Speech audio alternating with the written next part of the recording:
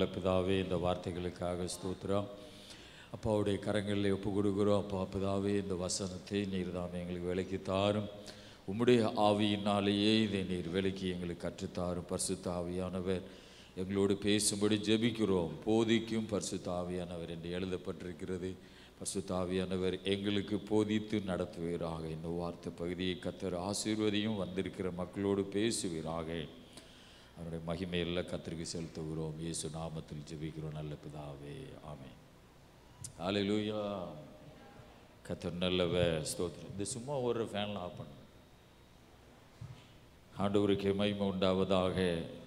இந்த இடத்துல நான் வாசிக்கும் பொழுது, நான் கரெக்டாக 10:30 முடிச்சிடுவேன். இந்த இடத்துல நான் வாசிக்கும் பொழுது ஸ்தோத்திரம் 1 தீமோத்தேயு 3:16 வசனத்திலே தேவ பக்திக்குரிய ரகசியமானது யாவரும் ஒப்புக்கொள்ளுகிறபடி அது மகா மேன்மையுள்ளது. தேவன் மாம்சத்திலே வெளிப்பட்டார். ஹல்லேலூயா. இங்கே பவுல் தீமோத்தேயுவுக்கு எழுதும் பொழுது தேவ பக்திக்குரிய ரகசியமானது, ஆமென், யாவரும் ஒப்புக்கொள்ளுகிறபடியே அது மகா மேன்மையுள்ளது.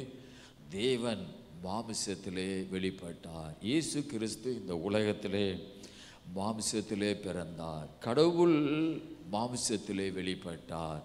வானத்தை பூமியும் படைத்த தெய்வம், மனிதர் யாரும் காண முடியாத ஒரு தெய்வம். ஆண்டவர் மோசேட்டை சொல்லுகிறார், நீ என்னை பார்த்தா நீ உயிரோடு இருக்கவே முடியாது அப்படின்னு சொல்லுகிறார். அப்படிப்பட்ட ஒரு தெய்வம் அவன் ஆண்டவர் மாம்சத்திலே வெளிப்பட்டார். ஹல்லேலூயா. நாம் யோவானில் வாசிக்கிறோம், அவன் வார்த்தை மனு உரு எடுத்தார். ஹல்லேலூயா. வார்த்தை மாம்சமாகி மனு உரு எடுத்தார். அப்போ ஆண்டவர் காண முடியாத பிதாவாய தேவன் மாம்சத்திலே ஆமென் இயேசுவாக வெளிப்பட்டார். ஹல்லேலூயா. ஆண்டவர் சொல்லுகிறார், ஸ்தோத்திரா, ஆமென், ஆண்டவர் இந்த உலகத்திலே மனிதனாக, கடவுள் மனிதனாக பிறந்தார். ஹல்லேலூயா. எந்த ஒரு மதம் என்கிறதுலையும் ஆமென் நாம் நினைக்கிறது மாதிரி இல்லை. ஆனால் அதனால தான் எழுதப்பட்டிருக்கிறது, இந்த தெய்வ பக்திக்குரிய ரகசியமானது அது மகா மேன்மையுள்ளது. ஏனென்றால் தேவன் மாம்சத்திலே வெளிப்பட்டார். எத்தனையோ மார்க்கங்களில் கடவுளை குறித்து அது ஒரு வித்தியாசமாக இருக்கிறது.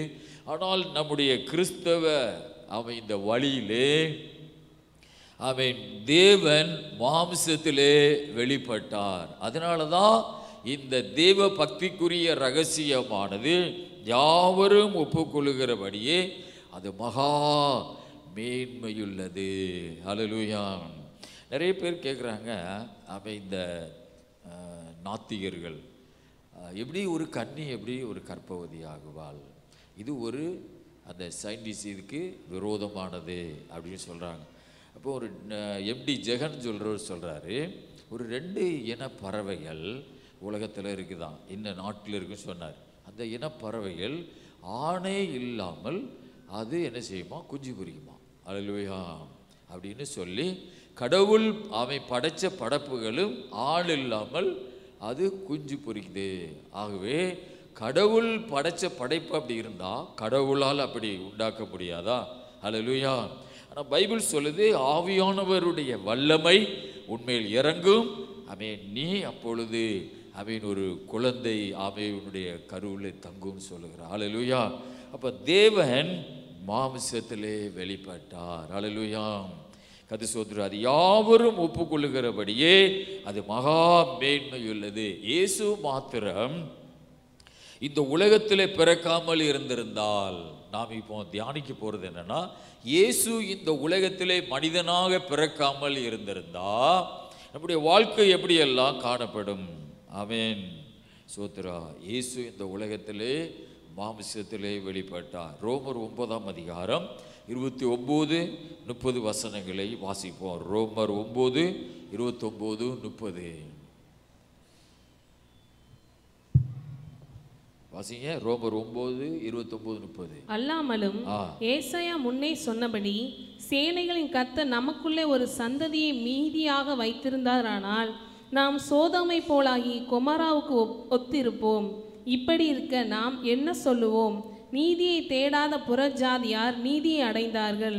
அது விசுவாசத்தினால் ஆகும் நீதியே. அல்லேலூயா. பாருங்க, ரோமர் 9ஆம் அதிகாரம் 29-30 சொல்லுகிறது, கர்த்தர் நமக்குள்ளே ஒரு சந்ததியை மீதியாக வைக்காதிருந்தாரானால் நாம் சோதோமை போலாகி குமாராவுக்கு ஒத்திருப்போம். நான் ஒரு காலத்தில் சில மாதத்துக்கு முன்னே இந்த வசனத்தை வாசிச்சுட்டு நான் அழுதுகிட்டே இருந்தேன். ரொம்ப ரொம்ப அழுதேன். பாருங்கள், இந்த சந்ததி கிறிஸ்துவின் சந்ததி.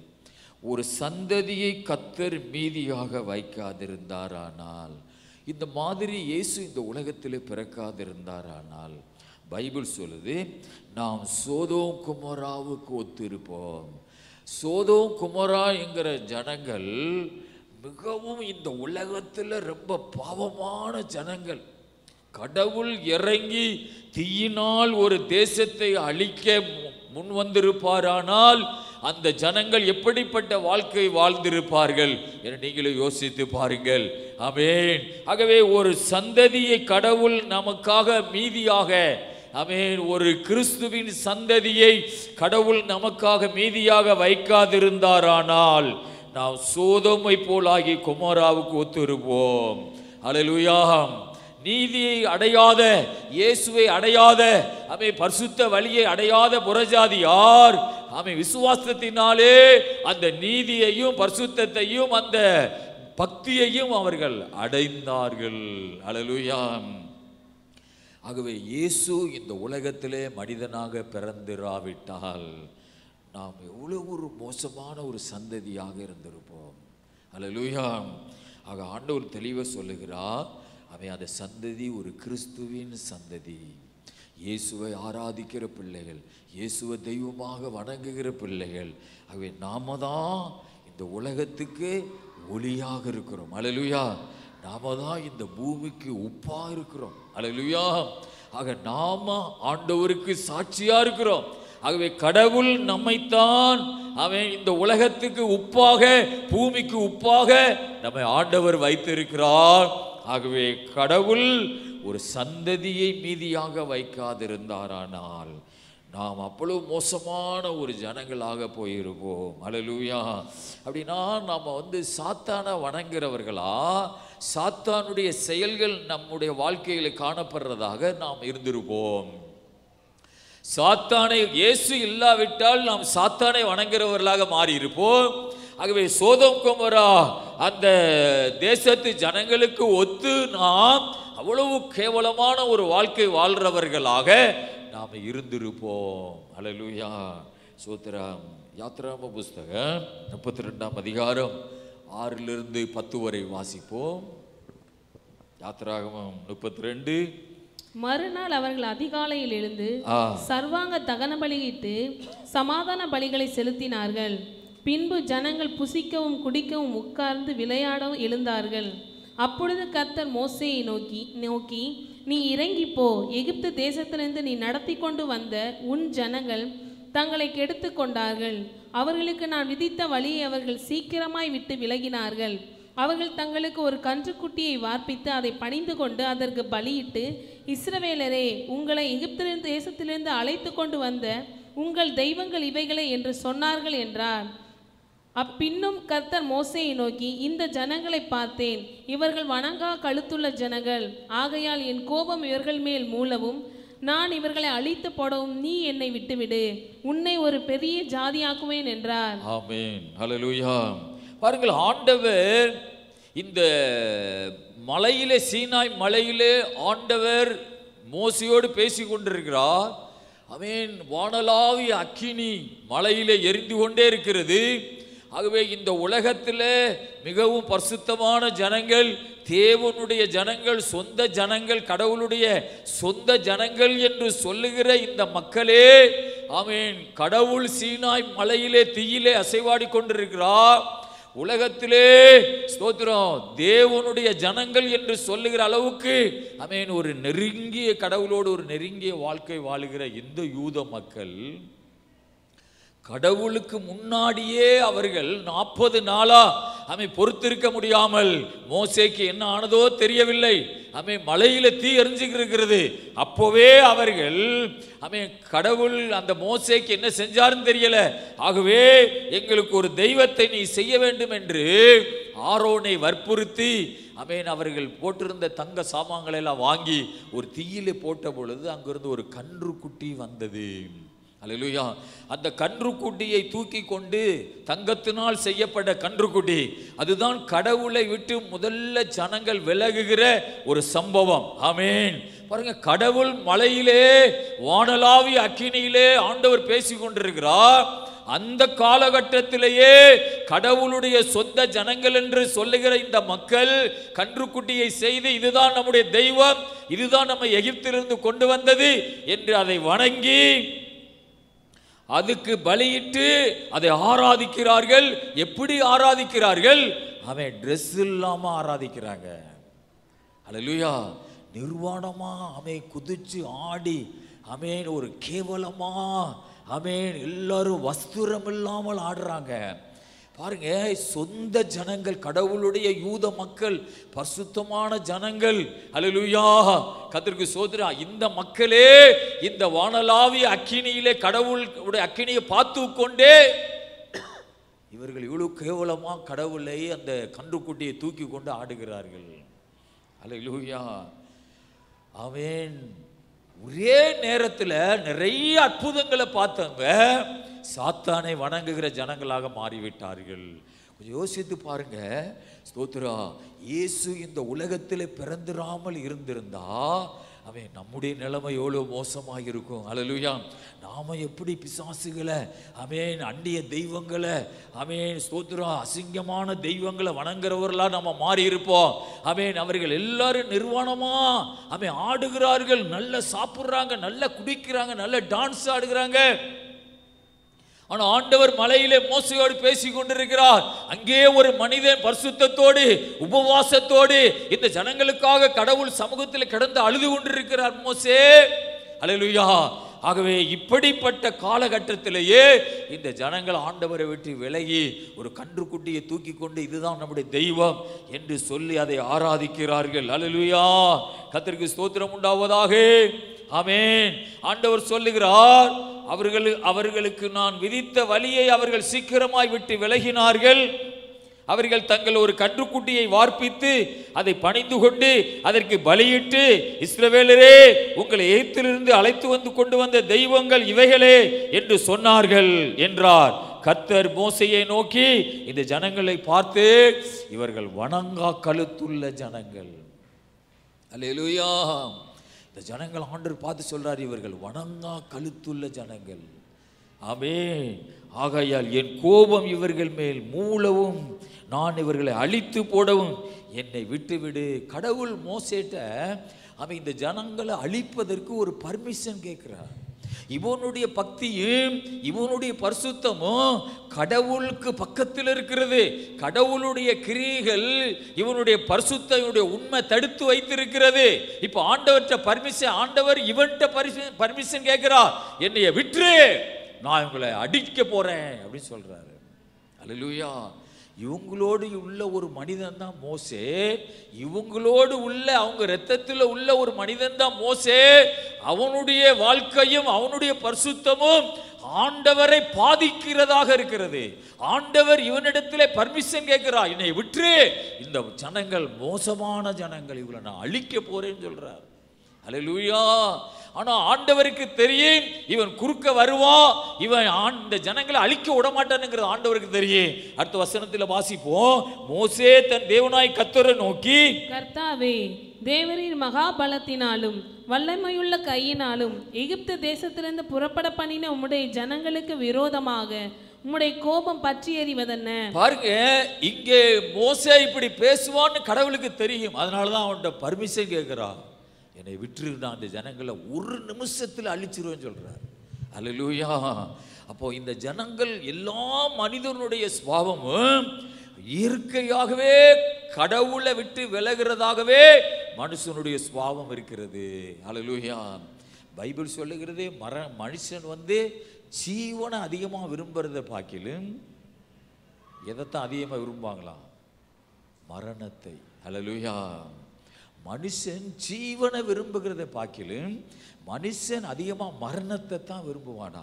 அப்படி ஒரு மனுஷனுடைய சுபாவம் இருப்பதனால மனிதனுடைய சுபாவமே ஸ்தோத்திரம் உண்மையான தெய்வத்திட போவதை பார்க்கிலும் பிசாசிடத்திலே சாதாரணமாக போயிடலாம். அதனால தான் பைபிளில் சொல்லப்படுறது அது ஒரு சோர மார்க்கம்.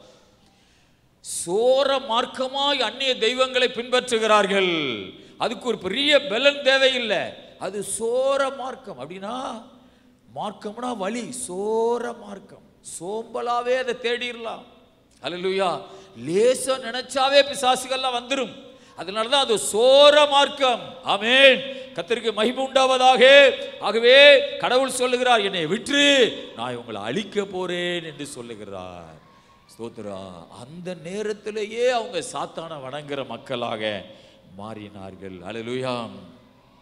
கடவுள் இதெல்லாம் பார்த்துட்டு தான் ஸ்தோத்திரா இந்த மாதிரி காரியங்களை எல்லாம் பிதாவாகிய தேவன் பார்த்துட்டு தான் நான் மலையிலே தீயிலே நான் நின்று மோசையோடு பேசிக்கிறேன்.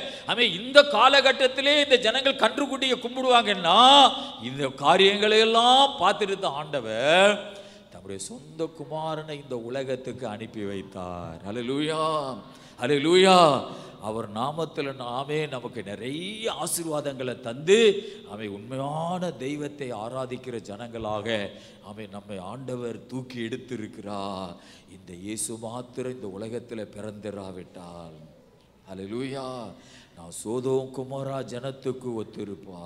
அதனால ஒரு பாட்டுக்காரர் இப்படி படிக்கிறார், நீங்க மட்டும் இல்லைன்னா எங்கோ நான் சென்றிருப்பேன், படியோ வாழ்ந்திருப்பேன், மறந்தே போயிருப்பா. பாருங்க அந்த பாட்டுக்காரர் சொல்றாரு, நீங்க மட்டும் இல்லைன்னா நான் எப்போவோ அழிஞ்சு போயிருப்பேன், மண்ணுக்குள்ள போயிருப்பேன், மறைஞ்சே போயிருப்பேன், என்ன எல்லாரும் மறந்தே போயிருப்பாங்க. அல்லேலூயா.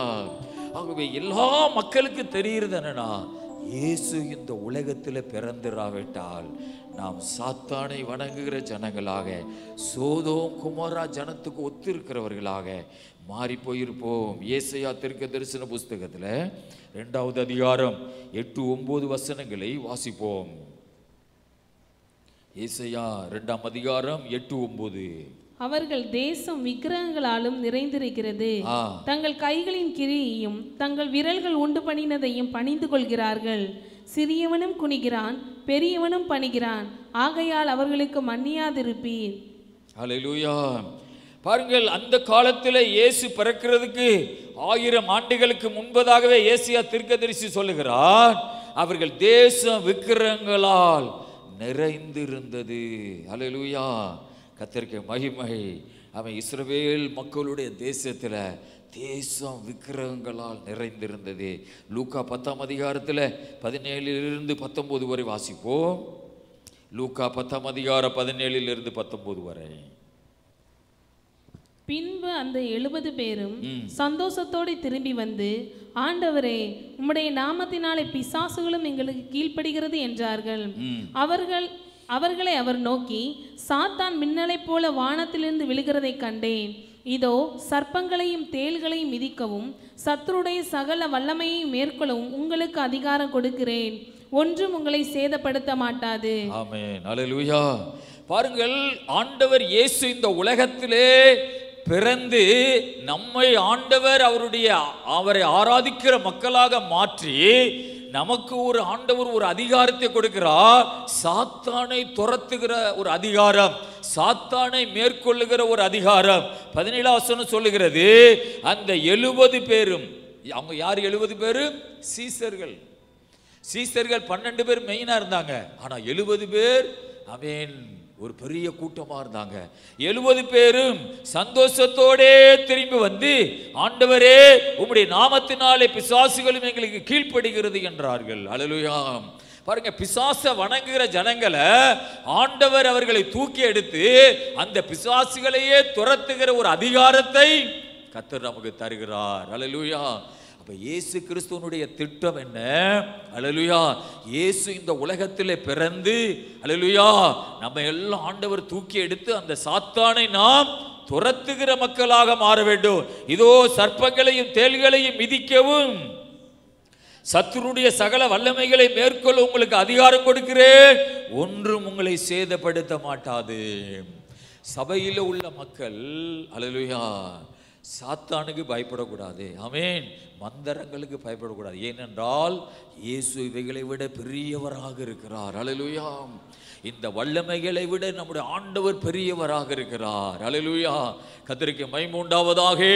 ஆமென். ஆண்டவருடைய ஆமென் அந்த பிளான், அவருடைய திட்டத்தை பாருங்க.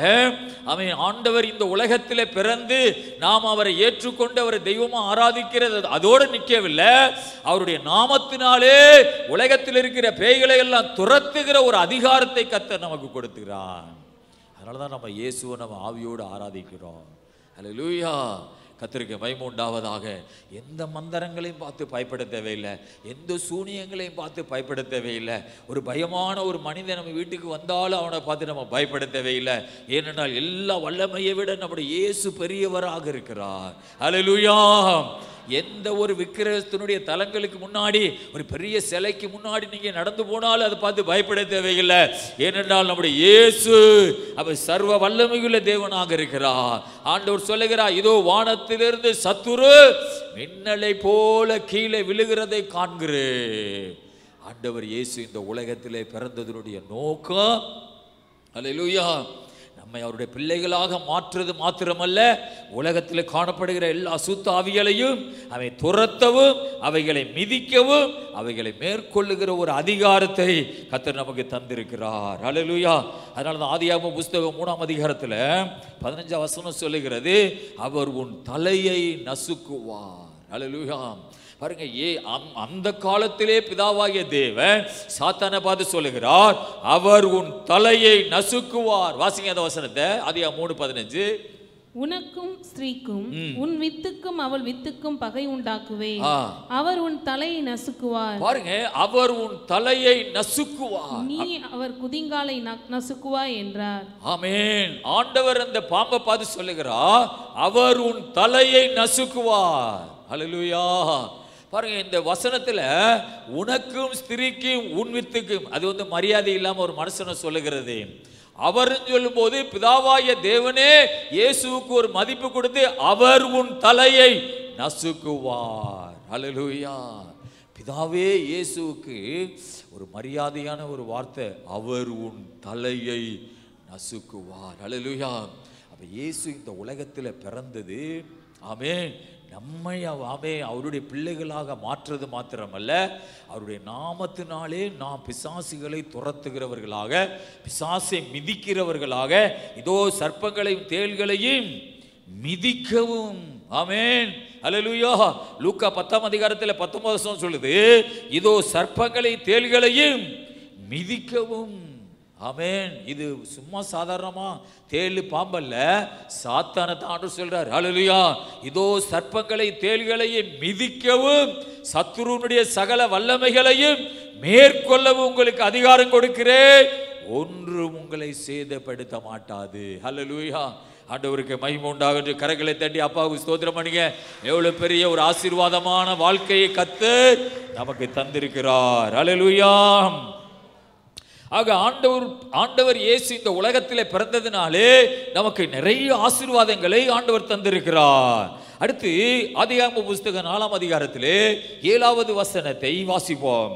நீ நன்மை செய்தால் மேன்மை இல்லையோ, நீ நன்மை செய்யாதிருந்தால் பாவம் உன் வாசற்படியில் படுத்திருக்கு. பாருங்கள், ஆமென். ஆண்டவர் சொல்லுகிறார், பாவம் உன் வீட்டு வாசற்படியிலே படுத்து கிடக்கும். இயேசு இந்த உலகத்திலே பிறந்திராமல் இருந்திருந்தால் நமக்கு பாவம் மன்னிப்பு கிடைச்சிருக்காது. அல்லேலூயா. கர்த்தர் ஸ்தோத்திரம். நாம் இன்னொரு சபையில் இந்த பாவ சங்கீர்த்தனம் சொல்லுவாங்க, அதில் ஒரு பிரயோஜனமும் கிடைக்காது. மனுஷன்ட்ட போய் பாவ சங்கீர்த்தனம், பாவத்தை அறிக்கையிடுகிறது, அது பைபிளில் கிடையவே கிடையாது. அல்லேலூயா. கர்த்தருக்கு ஸ்தோத்திரம். ஆமென். ஒருவருக்கொருவர் பாவங்களை அறிக்கையிட்டுன்னு சொல்லி ஒரு யாக்கோபில் எழுதியிருக்கிறது. அது என்னன்னா, இப்போ 2 பேர் கூடி ஜெபம் பண்ணும்போது, ஒரு 5 பேர் சேர்ந்து குழுவாக ஜெபிக்கும் பொழுது, அது நம்மளுடைய காரியங்களை ஒருத்தவங்ககிட்ட சொல்லி அவங்க நமக்காக ஜெபம் பண்ணுகிறதை குறிக்கிறது. அல்லேலூயா. அதனால உலகத்தில் இருக்கிற எல்லா மக்களும், ஊரில் இருக்கிற எல்லா மக்களும் ஒரே ஒரு மனுஷன்ட்டு போய் பாவத்தை அறிக்கையிடுங்கன்னு சொல்றது அது பைபிளில் இல்லாத ஒரு காரியம். ஆமேன். ஆனால் மனுஷன்ட்ட சொல்றதை விட நம்முடைய பாவத்தை யார்கிட்ட தான் சொல்லணும்? நம்முடைய ஆண்டவர்கிட்ட தான் சொல்லணும். அல்லேலூயா. ஆண்டவரை நோக்கி, கர்த்தாவே, நான் இந்த மாதிரி பாவம் செய்தேன், என்னை மன்னியும், உங்க திரு ரத்தத்தினால் என்னை கழுவும். ஆக இயேசு இந்த உலகத்தில் பிறந்திராமல் இருந்திருந்தா, பாருங்க, இந்த வசனம் சொல்லுகிறது, பாவம் வாசற் படியிலே படுத்து கிடக்கும். ஆண்டவரே இயேசு கிறிஸ்துவை ஒரு மனிதன் தெய்வமாக ஏற்றுக்கொள்ளாமல், அவரை விசுவாசிக்காமல், அவருடைய இரத்தத்தால் கழுவப்படாமல் இருந்தால் நிச்சயமாகவே பாவம் வீட்டு வாசற்படியில தான் கிடக்கும். அல்லேலூயா. கர்த்தருக்கு மகிமை உண்டாகட்டும். ஆண்டவர் தெளிவாக சொல்லுகிறார், பாவம் வாசற்படியிலே படுத்து கிடக்கும். ஆமென். இயேசுவை ஏற்றுக்கொண்டால், இயேசுவை விசுவாசித்தால், அவருடைய இரத்தத்தினாலே என்னை கழுவும் என்று சொல்லும் பொழுது, ஆண்டவர் தம்முடைய இரத்தத்தினாலே நம்மை கழுவி நம்மை பரிசுத்தப்படுத்துவார். நம்மை பரிசுத்தப்படுத்துவது மாத்திரமல்ல, நம்ம வீட்டு வாசப்படியும் பரிசுத்தப்படுத்துவார். ஒரு அல்லேலூயா சொல்லுங்க பாப்பா. நம்ம வீடை பரிசுத்தப்படுத்துவார். ஆமென். வீட்டு வாசப்படியிலே பாவம் படுத்து கிடக்காது. அதையெல்லாம் ஆண்டவர் கழுவி நம்முடைய வாழ்க்கையிலே கிருபையை கர்த்தர் தருவார். ஆமென். ரோமர் 3ஆம் அதிகாரம் 23ஆம் வசனத்தில், எல்லாரும் பாவம் செய்து தேவ மகிமையற்றவர்களாக மாறினார்கள். இயேசு இந்த உலகத்திலே பிறந்திராமல் இருந்திருந்தா எல்லாரும் பாவிகளாக இருந்திருப்பார்கள், பாவம் செய்கிறவர்களாக இருப்பார்கள். ஆகவே எல்லாரும் பாவம் செய்து தேவ மகிமை இல்லாதவர்களாக, கடவுளுக்கு தூரமானவர்களாக எல்லாரும் வாழ்வார்கள் என்று எழுதப்பட்டிருக்கிறது. ரோமர் 3:23 எல்லாரும் பாவம் செய்து தேவ மகிமை அற்றவர்களாகி, இயேசு இந்த உலகத்தில் பிறந்திராமல் இருந்திருந்தா எல்லாரும் பாவிகளாக, துன்மார்க்கர்களாக, ஆமென், ஸ்தோத்திரம், அநியாயம் செய்கிறவர்களாக, அன்பில்லாதவர்களாக, எல்லாரும் பாவம் செய்து தேவ மகிமை அற்றவர்களாய். அல்லேலூயா. பைபிள் வைத்திருக்கிற நம்மளுடைய வாழ்க்கையில நாமளே பாவம் செஞ்சா, ஆண்டவர் சொல்லுகிறார், நீங்களே உப்பு இல்லாமல் போனால் நான் எதினாலே நான் சாரம் ருசி உண்டாக்குவேன். உங்களுடைய வாழ்க்கையிலேயே பைபிள் கையில் வைத்திருக்கிற ஆவிக்குரிய சபைக்கு போற உங்களிடத்திலேயே அன்பு இல்லாமல் இருந்தால், நல்ல குணம் இல்லாமல் இருந்தால், அல்லேலூயா, ஸ்தோத்திரம், ஆண்டவர் சொல்லுகிறார், நான் எதினாலே நான் ருசி உண்டாக்குவேன், சாரம் உண்டாக்குவேன். அல்லேலூயா, ஸ்தோத்திரம். ஆமென். நம்ம வாழ்க்கையில் ஒரு பரிசுத்தம் இருக்கணும். நம்ம வாழ்க்கையில் ஒரு பாவம் மன்னிக்கப்பட்ட நிச்சயம் இருக்கணும். அல்லேலூயா. எல்லாரும் பாவம் செய்து தேவ மகிமையற்றவர்களாகி பாவம் செய்யும் பொழுது கர்த்தருடைய மகிமை நம்மளை விட்டு நிச்சயமா போயிடும். அல்லேலூயா. கர்த்தருடைய கிருபை நம்மளை விட்டு போயிடும். ஆமென். சிம்சோன் பாவம் செய்த பொழுது, தெலீலாள் மடியில் படுத்து கிடக்கிற பொழுது, தெலீலாள் சொல்லுகிறா, இந்த பெலிஸ்தர்கள் வந்துட்டாங்கன்னு சொல்றா. அவனுக்கு ஒரு எண்ணம், தூங்கி எந்திக்கிறான் சிம்சோன், என்னோட கடவுள் கூட இருக்கிறார் எப்போதும் போல நினைச்ச மாதிரி எந்திரிச்சான் பாருங்க. உடனே வந்து பிடிச்சு கொண்டாங்க பெலிஸ்தர்கள். அப்பதான் நினைச்சான், கடவுள் நம்மளை விட்டு விலகிட்டார். தலையில் இருந்த 7 சடைய அந்த ரகசியத்தை தெலீலாள்கிட்ட சொல்லிட்டான், அதை வெட்டிட்டாங்க. அல்லேலூயா. அவனை விட்டு அந்த அபிஷேகம் போய்விட்டது. ஆமென். அந்த பிடிக்கும் போதுதான் தெரிகிறது, கர்த்தர் நம்மளை விட்டு விலகி போயிட்டார், நம்மளை விட்டு அபிஷேகம் போயிருச்சு. அல்லேலூயா. தேவ பிள்ளையே, நாம் பாவம் செய்யும் பொழுது அவருடைய கிருபை நம்மளை விட்டு போகிறது, ஆவியானவர் நம்மளை விட்டு போகிறார், தேவ பிரசன்னம் நம்மளை விட்டு போகிறது. அதனால தான் பைபிள் சொல்லுகிறது, எல்லாரும் பாவம் செய்து தேவ மகிமையற்றவர்களாகி. அல்லேலூயா. ஆமென். அவருடைய கிருபையை நம்ம இழந்து போகக்கூடாது, அவருடைய பிரசன்னத்தை நம்ம இழந்து போகக்கூடாது. அல்லேலூயா. அது கோடிக்கணக்கான ரூபாய்க்கு மேலான, ஆமென், அது பொக்கிஷமான ஒரு காரியமா இருக்கிறது, கர்த்தருடைய கிருபை. அல்லேலூயா. அதனால தாவீது அவருடைய கிருபையை நஷ்டப்படுத்தாதபடி பாதுகாத்தான் தாவீது. அல்லேலூயா. அவருடைய கிருபை நஷ்டப்படுத்தாதபடி, நஷ்டமாகாதபடி அவருடைய கிருபையை பாதுகாத்தார். அல்லேலூயா. அதனால ஆண்டவர் சொல்லுகிறார், தாவீதுக்கு அருளின நிச்சயமான கிருபைகளை உனக்கு உன் சந்ததிக்கும் தருவேன். அல்லேலூயா. ஆகவே இயேசு இந்த உலகத்தில் பிறந்திராமல் இருந்திருந்தா எல்லாரும் பாவம் செய்து தேவ மகிமை இல்லாதவர்களாக, அதை இழந்தவர்களாக இந்த உலகத்தில் வாழுவோம். ஆமென். மத்தேயு சுவிசேஷம் 9ஆம் அதிகாரம் 13ஆம் வசனத்தில் நான் வாசிக்கும் பொழுது வாசிப்போம். மத்தேயு 9:13. பலியை அல்ல இரக்கத்தையே விரும்புகிறேன் என்பதின் கருத்து இன்னதென்று போய் கற்றுக்கொள்ளுங்கள். நீதிமான்களை அல்ல பாவிகளையே மனம் திரும்புவதற்கு அழைக்க வந்தேன் என்றார். பாருங்க, ஆண்டவர் சொல்றாரு, பாவிகளையே மனம் திரும்புகிறதற்கு அழைக்க வந்தேன் என்றார். பாவிகளையே, எல்லாரும் பாவிகள் தான். இந்த உலகத்தில் பிறந்த எல்லாரும் பாவிகள் தான்.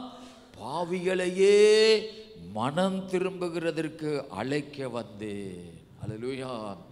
இயேசு இந்த உலகத்தில் வந்ததுனால நம்முடைய பாவங்கள் எல்லாம் மன்னிக்கப்பட்டு நாம் ஒரு மனம் திரும்பின ஒரு வாழ்க்கைக்கு நேரே கடந்து போகிறோம். அல்லேலூயா.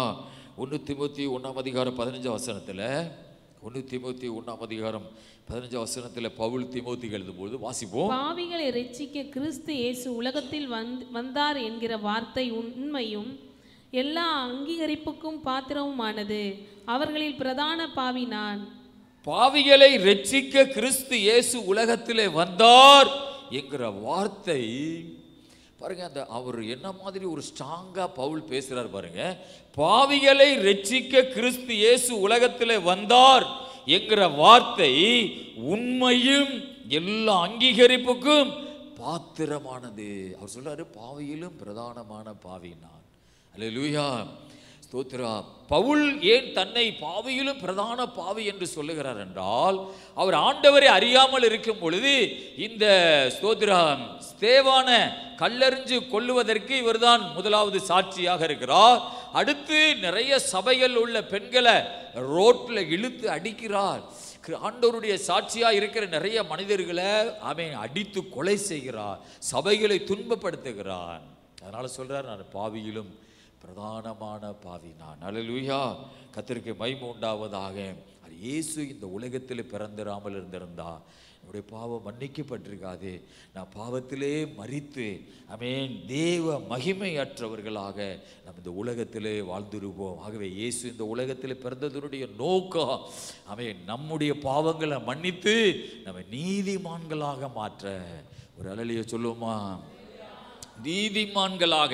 அவருடைய பாவத்தை நாம் ஆண்டவர் மன்னிக்கும் பொழுது நாம் நீதிமான்களாக மாறுகிறோம். அல்லேலூயா. நிறைய சபைகளில் உண்மை ஏனோ தானோ வாழ்வாங்க. அந்த மாதிரி ஒரு வாழ்க்கை ஒரு பிரயோஜனத்தையும் கொண்டு வராது. அல்லேலூயா. ஆமென். ஆண்டவர் இந்த நீரில் சொன்னார், இது ஒரு கடைசி காலம். ஆமென். மனித அழிவுகள் அதிகமாக நடக்கும். அல்லேலூயா. நம்முடைய ஜெபம் அதிகமாகணும்னா நிறைய யூடியூப்பில் நிறைய ஊழியக்காரங்களுடைய செய்தி கேட்குறேன். இதுக்கு ஒத்து தான் நிறைய பேர் தீர்க்க தரிசனம் சொல்கிறாங்க. அல்லேலூயா. நான் என்னெல்லாம் கடவுள் என்ன மூலமாக பேசினாரோ அது மாதிரி தான் அதுக்கு ஒத்து தான் எல்லா தீர்க்க தரிசனங்களும் அவன் சொல்லி கொடுத்துருக்குறாங்க. நிறைய பேருடைய வார்த்தைகளை கடவுள் சொல்கிறத கேட்டு அவங்க ஆண்டவர் சொல்கிறத சொல்கிறாங்க. அல்லேலூயா. அதுக்கு ஒத்து தான் எல்லாருமே பேசுகிறாங்க. ஆமென். ஸ்தோத்திரம். ஒன்று நல்லா தெரிஞ்சு கொள்ளணும், இது ஒரு கடைசி காலம். இந்த கடைசி காலத்தில் இந்த மாதிரி நிறைய சம்பவங்கள் நடக்கும் பொழுது தான் யார் வருவார்? இயேசு வருவார். ஆமென். பல பிரச்சனைகளும் துன்பங்களும் நடக்கும் பொழுது தான் ஆண்டவருடைய ரகசிய வருகை இருக்கும். எப்போன்னு ஆண்டவர் சரியா சொல்லவே மாட்டார். அல்லேலூயா. ஸ்தோத்திரா. பிதாவை தவிர வேறு யாருக்குமே இயேசுனுடைய வருகை தெரியாது என்று சொல்லுகிறார்கள். அல்லேலூயா. ஆங்காங்கு வேதனைகள் நடக்கும், ஆங்காங்கு யுத்தங்கள் நடக்கும், வேதனைகள்லாம் பல இடங்களில் நடக்கும். இந்த காலகட்டத்தில் தான் இயேசு வருவார். இயேசு எப்போ வந்தாலும் நீங்கள் என்ன செய்யணும்? அவர் வருகையில் நீங்கள் போகணும். அல்லேலூயா. ஆமென். போக முடியாதபடி உங்களை ஒரு காரியம் உங்களை இழுத்து கொண்டு இருக்கிறதா? அதை அந்த லைனை அறுத்து விடுங்க. அல்லேலூயா. ஆண்டவற்றை போக முடியாதபடி உங்களை ஒன்று அமுக்கிறதா? ஆமென். ஒரு பாவம், ஒரு கிரியை, அதில் இருந்து ஒரு விடுதலையை நீங்கள் பெற்றுக்கொள்ளுங்க. அல்லேலூயா. கொஞ்சம் யோசித்து பாருங்க. ஆமென். ஒரே இரவுல நிறைய பேரை பூமியில் காணும். ஆமென். ஆனால் கால் போகுது, ஆனால் என்ன செய்ய மாட்டேங்கிறாங்க, கால் அட்டன் பண்ண மாட்டேங்கிறாங்க அப்படின்னு ஒரு செய்தி ஒரு நாள் காலையில் வரும். ஆமென். நிறைய பேருக்கு கால் போகுது, ஆனால் கால் அட்டன் பண்ண மாட்டேங்கிறாங்க. அப்போ என்ன ஆச்சு? நிறைய பேர் உலகத்தில் ஒரே நேரத்தில் அதிகாலையில் காணாமல் போயிட்டாங்க. அல்லேலூயா, கர்த்தருக்கு மகிமை உண்டாவதாக. அந்த மாதிரி ஒரு இரவு எடுத்துக்கொள்ளுகிற ஒரு இரவு வரும், ரகசிய வருகை. ஆமென். அமெரிக்காவில் லாஸ் ஏஞ்சல்ஸ்ன்ற ஒரு இடத்துல காட்டு தீ, அந்த தீ சாதாரணமான ஒரு தீயில வானத்திலிருந்து தீ உழுதான். அது பேர் காட்டு தீ தான். செங்கல் பிடிச்சி எரியுமா காட்டு தீயில? கீழே ஒரு மரம் செடி கொடி ஒண்ணுமே கிடையாது. ரோடு, இந்த பில்டிங் இருக்குன்னா அந்த பில்டிங் பக்கத்தில் பெரிய பெரிய அகலமான ரோடு. அந்த ரோட்டுக்கு அங்கிட்டு இதே மாதிரி கல்லில் கட்டடம், கல் எரியுது. ரோட்டு ஓரத்தில் இருக்கிற வீடு எரியுது. எப்படி எரியுது? இந்த செவுரு எரிஞ்சா இதுக்கு பின்னாடி ஒரு பெரிய மரம் இருக்கணும், இலை குமிச்சு கிடந்திருக்கணும். இந்த செவுரு எப்படி எரியுது? யோசித்து பாருங்க. வானத்திலிருந்து தீ உழுதான். அல்லேலூயா. ஆனா சில மாசத்துக்கு முன்னே அந்த லாஸ் ஏஞ்சல்ஸ், அமெரிக்காவில் லாஸ் ஏஞ்சல்ஸ் உள்ள சிட்டியில் ஒரு பெண்ணு ஒரு ஹேண்ட் மைக்கை வச்சு இந்த லாஸ் ஏஞ்சல்ஸ் ஒரு நாள் தீப்பிடிச்சு எரியும் என்று தீர்க்க தரிசனம் சொல்லியிருக்கிறாங்க. அல்லேலூயா. அதை இப்போ எடுத்து போடுறாங்க. இந்த பெண்ணை பாருங்க, ரோட்டில் நின்று இந்த லாஸ் ஏஞ்சல்ஸ் சொல்ற சிட்டி தீப்பிடிச்சு எரியும் என்று தீர்க்க தரிசனம் சொல்றாங்க. அதை இப்போ எடுத்து போடுறாங்க. அல்லேலூயா, ஸ்தோத்திரா. அது எப்படி? சில பேர் சொல்றாங்க வானத்திலிருந்து தீ உழுதான். அந்த ஊருக்கு என்ன பேரு? ஆமா, லாஸ் ஏஞ்சல். என்னது? தூதர்கள். ஆமென். இப்ப லாஸ் ஆயிடுச்சு. அல்லேலூயா. எல்லாம் சிட்டியே எரிஞ்சிட்டு. ஆனா அந்த சிட்டி என்ன சிட்டியா? சினிமா துறையில பேர் பெற்ற இடமா. நிறைய வெளிநாடுகள் இருந்து அங்கதான் சினிமா எடுப்பாங்களா, ஷூட்டிங். அவ்வளவு அழகான சிட்டி. 1.5 லட்சம் பேரு. சோத்ரா, அந்த ஊரை காலி பண்ணிட்டு அகதியாக போயிட்டாங்களா. 1.5 லட்சம் பேரு. யோசிப்பாரு, காட்டு தீ எங்க எரியும்? ஒரு பெரிய காடுகளுக்குள்ள உள்ள வீடுகள் எரியும். ரைட்டு, இலை இவ்வளவு குமிச்சு கிடக்கும். இந்த ரோட்டு ஓரத்தில் உள்ள பில்டிங் எப்படி எரியும்? இந்த பில்டிங்கில் இருக்கிற எல்லாமே எரிஞ்சு அப்படியே எலும்பு கூடு மாதிரி தெரியுது. பக்கத்தில் மெயின் ரோடு இருக்குது. அப்போ இந்த செவுரி எதனால தீ பிடிக்குது? செங்கல் கட்டு அப்படியே எரிஞ்சு நிற்கிது. அவங்க சொல்றாங்க, ஒருத்தர் சொல்லுவாங்க, வானத்திலிருந்து தீ உழுதான். அல்லேலூயா. ஆச்சரியமான ஒரு காரியம் நடக்குது உலகத்தில். அல்லேலூயா. அதெல்லாம் எதுக்கு அடையாளம்? ஆண்டவருடைய வருகைக்கு அடையாளம். அல்லேலூயா. ஆண்டவர் இயேசு சீக்கிரமா இந்த உலகத்தில் வரப்போகிறார். ஆமென்.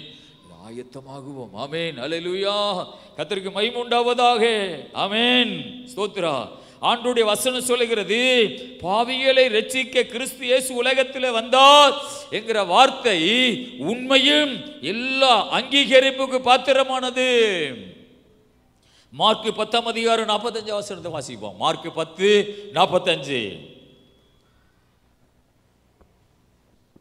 அப்படியே மனுஷகுமாரனும் ஊழியம் கொள்ளும்படி வராமல் ஊழியம் செய்யவும் அநேகரை மீட்கும் பொருளாக தம்முடைய ஜீவனை கொடுக்கவும் வந்தார் என்றார்.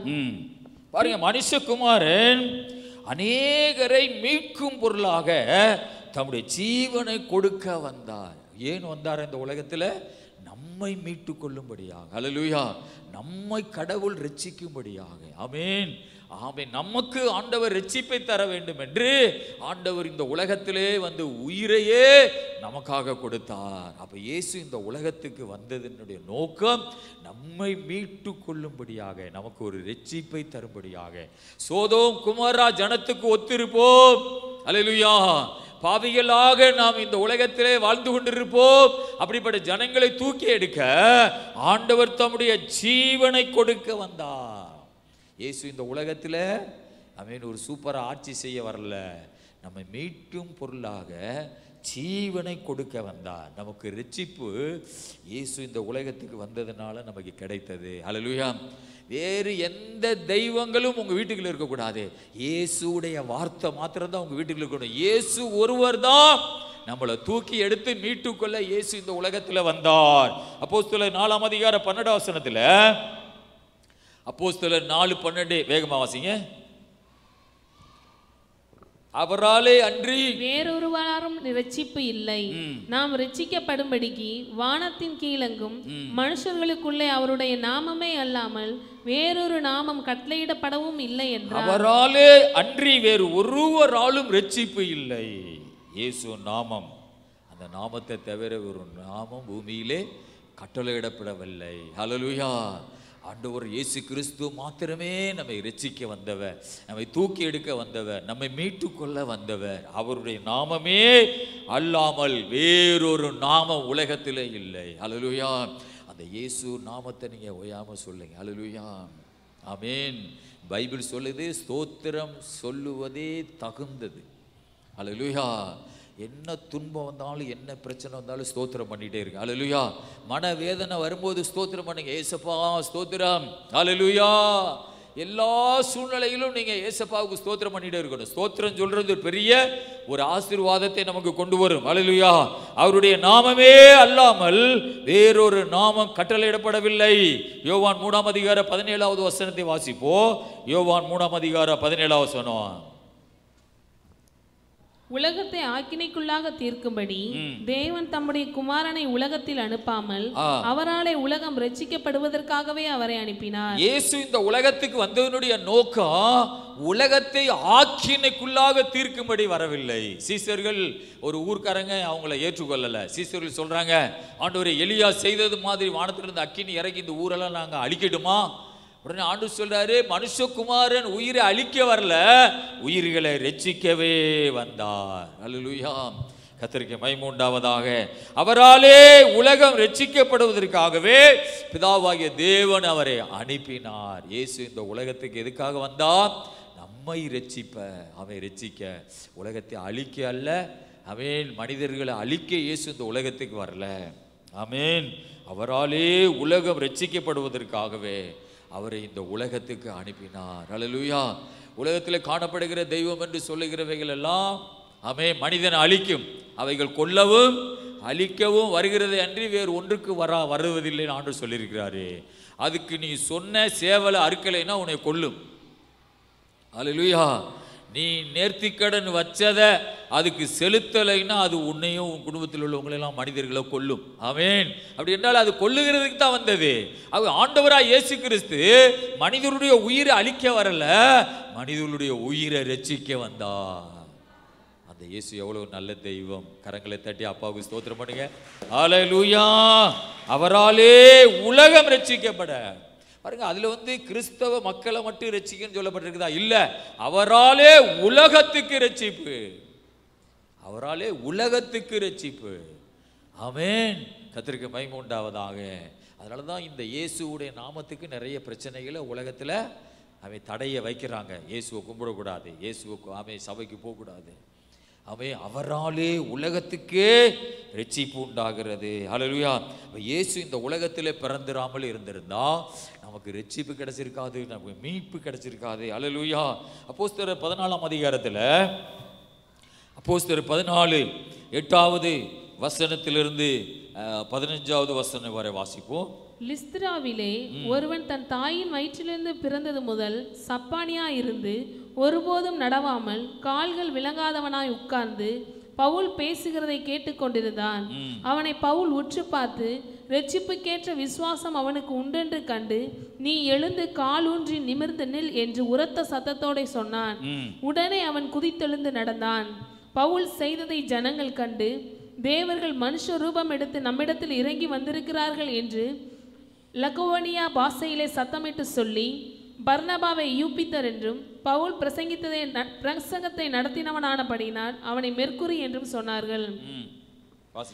அல்லாமலும் பட்டணத்துக்குள்ளே முன்னே இருந்த யூபித்தருடைய கோவில் பூசாரி எருதுகளையும் பூ மாலைகளையும் வாசலண்டையிலே கொண்டு வந்து ஜனங்களோட கூட அவர்களுக்கு பலியிட மனதாயிருந்தான். பாருங்கள், இந்த இடத்துல பவுல் ஒரு முடவனை, லிஸ்திராவிலே ஒரு முடவனை ஜெபம் பண்ணி நடக்க வைக்கிறான்.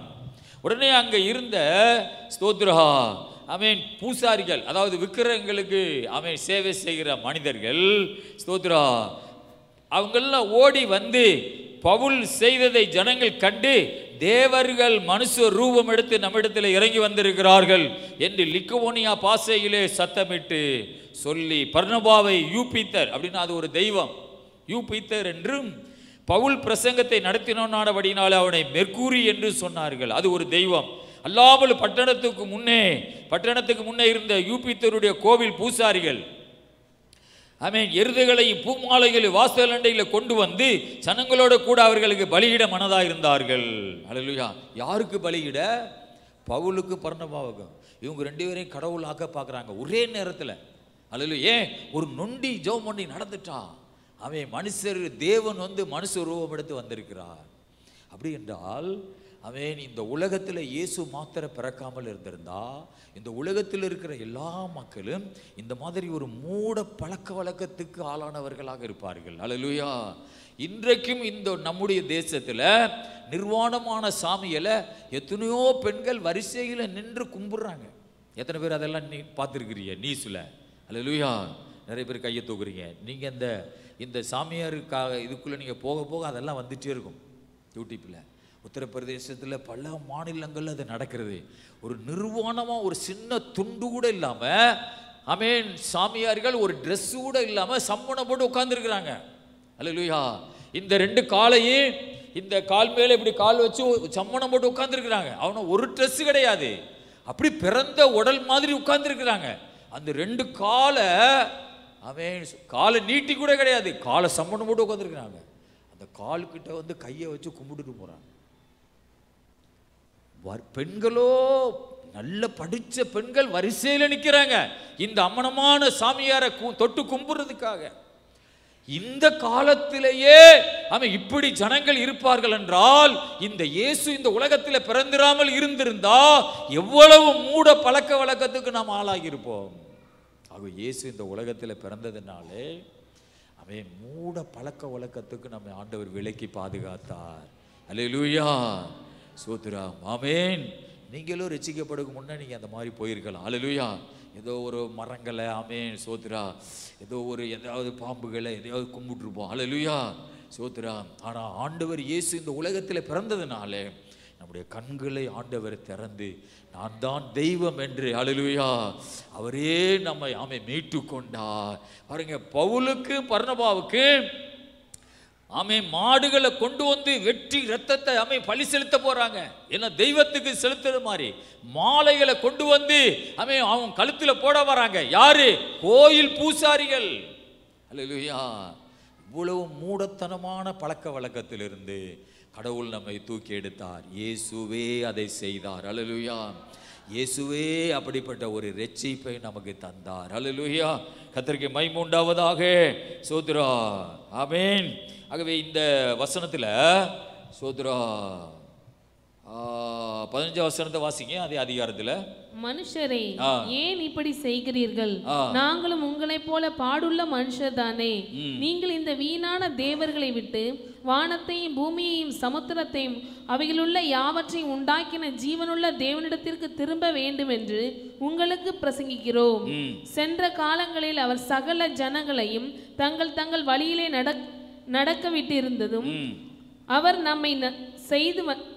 நன்மை செய்து வந்து வானத்தில் இருந்து மழையையும் செழிப்புள்ள காலங்களையும் நமக்கு தந்து ஆகாரத்தினாலும் சந்தோஷத்தினாலும் நம்முடைய இருதயங்களை நிரப்பி இவ்விதமாய் அவர் தம்மை குறித்து சாட்சி விளங்க பண்ணாதிருந்ததில்லை என்றார்கள். அல்லேலூயா. இப்போ அங்கே பவுல் சொல்லுகிறார், மனுஷரே ஏன் இப்படி செய்கிறீர்கள்? நாங்களும் உங்களை போல பாடுள்ள மனுஷர் தானே. அல்லேலூயா. இந்த வசனத்தை நீங்கள் வாசிக்கும் போதெல்லாம் நம்ம போல பாடுள்ள மனுஷர் தானே. அல்லேலூயா. எத்தனை பேர் ஒரு பொம்பளை வெள்ளை சீலை கட்டியிருக்கு? அல்லேலூயா. அதை அந்த பொம்பளை ஆவி கட்டுனா 1.5 லட்ச ரூபா கொடுக்கணும். ஆமாம், அந்த பொம்பளை ஆவி கட்டுனா பீஸ் இருக்குது 1 லட்சம் 1.5 லட்சம். அந்த அம்மாவை ஆவி கட்டுனா அவ்வளோ பெரிய ஆசீர்வாதம் வருமா. அதுக்கு ஒரு பீஸ் இருக்குது, 1 லட்சம் 1.5 லட்சம். பக்கத்தில் வந்து கை கொடுத்தா அதுக்கு ஒரு 50,000 ரூபா இருக்குது. ஆமேன். ஆனால் நம்ம ஏசப்பாவை கும்பிட்றதுக்கு பீஸே கிடையாது. அல்லேலூயா. ஆமேன். ஒரு கட்டணமும் கிடையாது. அல்லேலூயா. கர்த்தருக்கு மகிமை உண்டாவதாக. உங்களை போல நாங்களும் பாடுள்ள மனுஷர் தானே. இந்த மாதிரி ஒரு எண்ணம் இந்த உலகத்தில் உள்ள மக்கள் எல்லாருக்கும் வரணும். நம்ம போல அவனும் ஒரு நாத்தமான ஒரு மனுஷன்தான், நம்ம போல குளிக்கிறான், நம்ம போல எல்லா ரெஸ்ட் ரூம் போகிறான், எல்லா கஷ்டமும் அவனுக்கு இருக்குது, அவனை போய் சாமியை கும்பிடலாமா அப்படின்னுங்கிற அறிவு அவனுக்கு மனிதர்களுக்கு வரணும். அல்லேலூயா. உங்களை போல நாங்களும் பாடுள்ள மனுஷர் தானே. அல்லேலூயா. நீங்கள் இந்த வீணான தேவர்களை விட்டு வானத்தையும் பூமியையும் சமுத்திரத்தையும் அவையுள்ள யாவற்றை உண்டாக்கின ஜீவனுள்ள தேவனிடத்துக்கு திரும்ப வேண்டும் என்று உங்களுக்கு பிரசங்கிக்கிறோம். நமக்கு என்ன ஒரு பெரிய சந்தோஷம்னா, நம்ம கும்பிடுற ஆண்டவர் வந்து வானத்தையும் பூமியும் படைச்ச தெய்வம். அல்லேலூயா. வீணான தேவர்களை நம்ம கும்பிடல, நம்ம உண்மையான ஒரு தெய்வத்தை நம்ம ஆராதிக்கிறோம். அல்லேலூயா. கர்த்தருக்கு மகிமை உண்டாவதாக. 16 வசனம் சொல்றது, சென்ற காலங்களில் அவர் சகல ஜனங்களை தங்கள் வழிகளிலே விட்டிருந்தாராம். ஆனா இப்ப அப்படி கிடையாதான். இப்ப யாரையும் அப்படி விட மாட்டாராம். முதல்ல வந்து சும்மா அப்படியே விட்டுட்டாராம். ஆனா இப்போ இயேசு இந்த உலகத்தில் பிறந்த பின்னாடி தங்கள் வழியில போகக்கூடாதுன்னு சொல்றாரு. யார் வழியில வரணும்? இயேசு வழியில வரணும். ஒரு அல்லேலூயா சொல்லுங்க. அதனால தான் யோவான் 14ஆம் அதிகாரத்தில் ஸ்தோத்ரா, யோவான் 14ல் ஆண்டவர் சொல்றாரு, நானே வழியும். ஆமென். ஸ்தோத்ரா. வாசிங்க பாபா அந்த வசனத்தை. அதற்கு இயேசு, நானே வழியும் சத்தியமும் ஜீவனுமா இருக்கிறேன், என்னை அல்லாமல் ஒருவனும் பிதாவினிடத்தில் வரான்.